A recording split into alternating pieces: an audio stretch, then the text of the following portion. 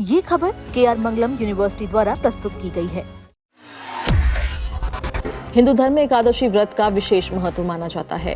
इन्हीं में से एक है देवशयनी एकादशी, जिसे बेहद शुभ और महत्वपूर्ण माना जाता है।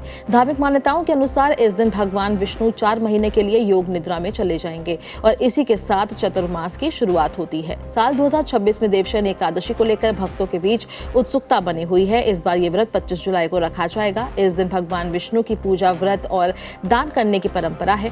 भगवान हिंदू पंचांग के अनुसार साल 2026 में आषाढ़ मास के शुक्ल पक्ष की एकादशी तिथि 24 जुलाई को सुबह 9:14 पर शुरू होगी। इसका समापन 25 जुलाई की सुबह 11:36 पर होगा। उदय तिथि के आधार पर देवशयनी एकादशी का व्रत 25 जुलाई को रखा जाएगा।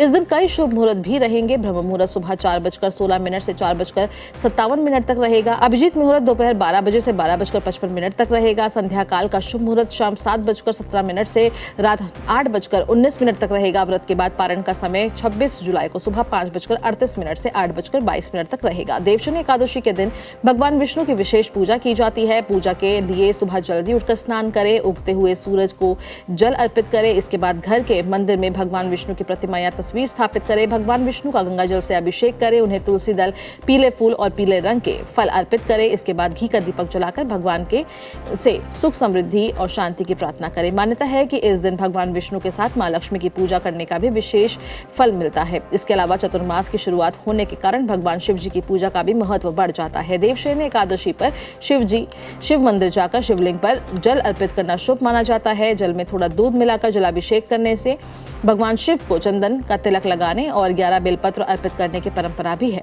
इस दौरान ओम नमः शिवाय मंत्र का जाप करें, यह शुभ माना जाता है। धार्मिक मान्यताओं के अनुसार देवशयनी एकादशी का व्रत करने और दान देने से जीवन में सकारात्मक ऊर्जा आती है। इस दिन अन्न, वस्त्र, मौसमी फल, जल से भरे घड़े और पीले वस्त्र का दान करना शुभ माना जाता है।